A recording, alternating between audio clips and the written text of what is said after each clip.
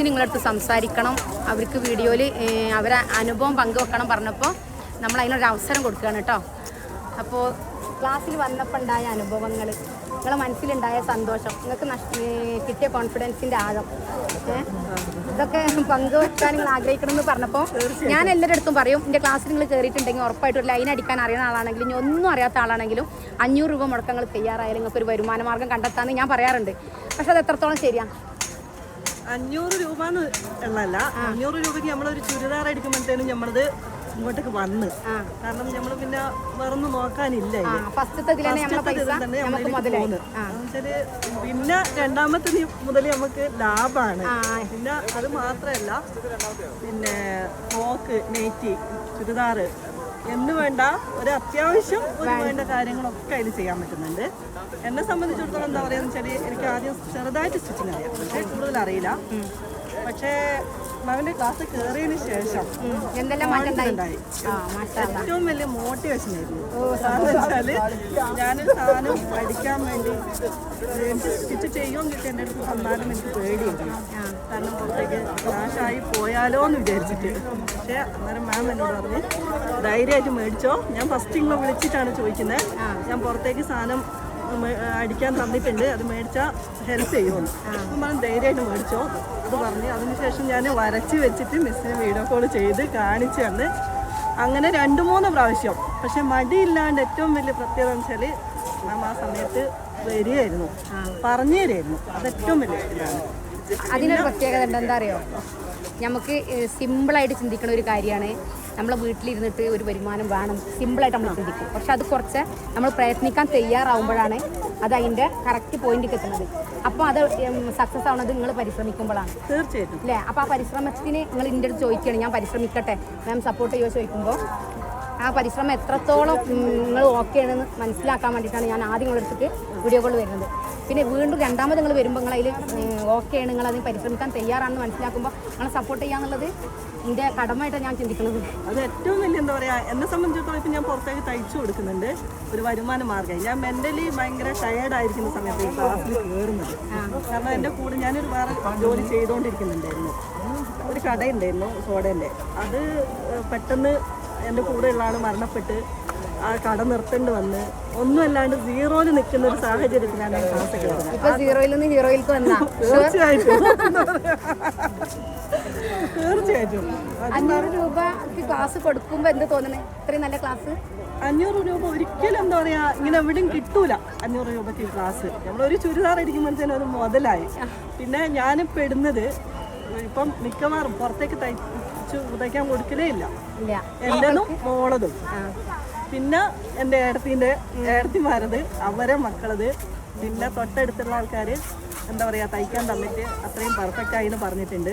എൻ്റെ അടുത്ത് കൊണ്ടുത്തരുമ്പം എന്നോട് ചോദിച്ചു, നീ എന്താ ഇപ്പോൾ ഞാൻ വേറെ ജോലിക്ക് പോകണ്ടെന്ന് പറഞ്ഞല്ലോ, അത് എന്തുകൊണ്ടാണ് പോവാത്തതെന്ന് ചോദിച്ചു. ഞാൻ പറഞ്ഞു ഞാൻ ഇപ്പോൾ പോകുന്നില്ല, വീട്ടിൽ തന്നെ സ്റ്റിച്ചിങ് പരിപാടിയാണ്. എന്നാൽ ഞാനൊരു ബ്ലൗസ് കൊണ്ടുത്തരാം, നോക്കിയിട്ട് ശരിയാവുകയാണെങ്കിൽ പിന്നെയും കൊണ്ടുത്തരും, ഇല്ലെങ്കിൽ പിന്നെ തരൂലാട്ടോന്ന് ഫസ്റ്റ് തന്നെ എന്നോട് പറഞ്ഞു. അങ്ങനെ അവരെന്ത് ചെയ്തു, ഫസ്റ്റ് ബ്ലൗസ് കൊണ്ടുത്തന്ന് സ്റ്റിച്ച് ചെയ്ത് കൊടുത്തപ്പോൾ അവർ പറഞ്ഞെന്താണെന്ന് വെച്ചാൽ എനിക്ക് മറ്റുള്ളവരിൽ നിന്ന് തയ്ച്ചതിനേക്കാളും കുറച്ചും കൂടി പെർഫെക്റ്റായി. അത് മെയിനായിട്ട് പറഞ്ഞത് ഇവിടെ ഷോൾഡർ പലരും ഇറങ്ങിപ്പോകുന്നൊരു വിഷയം പറഞ്ഞിട്ടുണ്ടായിരുന്നു, അത് പെർഫെക്റ്റായി. അപ്പോൾ എനിക്ക് കേട്ടപ്പോൾ ഭയങ്കര സന്തോഷമായി. പിന്നെ എൻ്റെ പ്രാർത്ഥനയിൽ ഞാൻ എന്നും അതാണ് എൻ്റെ ഏറ്റവും വലിയ സന്തോഷം. 500 രൂപേൻ്റെ ക്ലാസ് കൊടുക്കുന്നതിലുപരി ഓരോ വ്യക്തിയും അവർക്കൊരു ഇൻകം വരുമ്പോൾ അവരവരുടെ പ്രാർത്ഥനയിൽ നമ്മൾ ഉൾപ്പെടുത്തും. എൻ്റെ മിസ്സ് എനിക്കിത് പറഞ്ഞു തന്നപ്പോൾ എനിക്കൊരു ഇൻകം ഉണ്ടായി.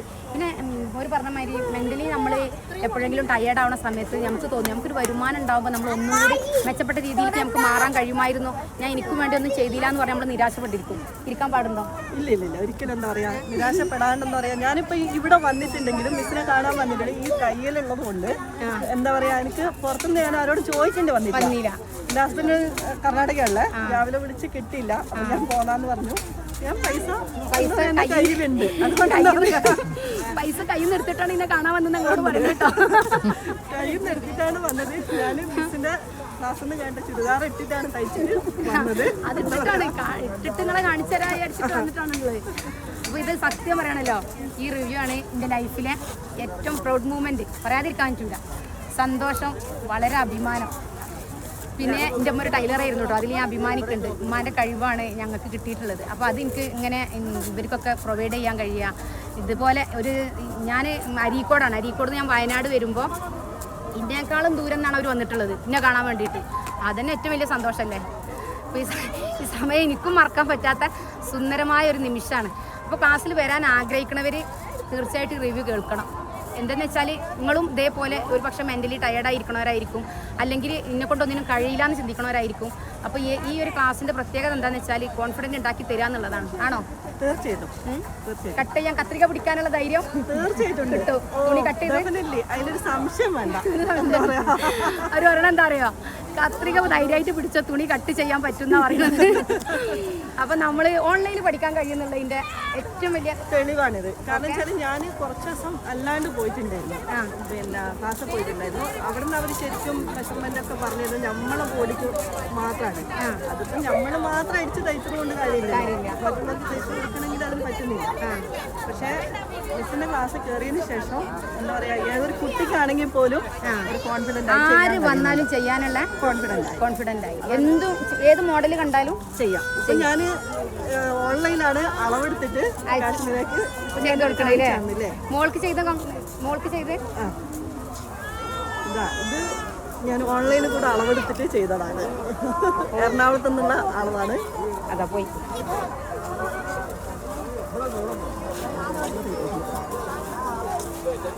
അപ്പോൾ വീഡിയോ കാണുന്ന എല്ലാവരുടെ അടുത്തും എനിക്ക് പറയാനുള്ളത്, ഒട്ടും സമയം പാഴാക്കരുത്. നമ്മൾ എന്ത് ചെയ്യണം എന്ന് ആഗ്രഹിക്കണോ അത് നമ്മൾ ഒരു ദിവസം മുന്നേന്ന് കേട്ടില്ലേ.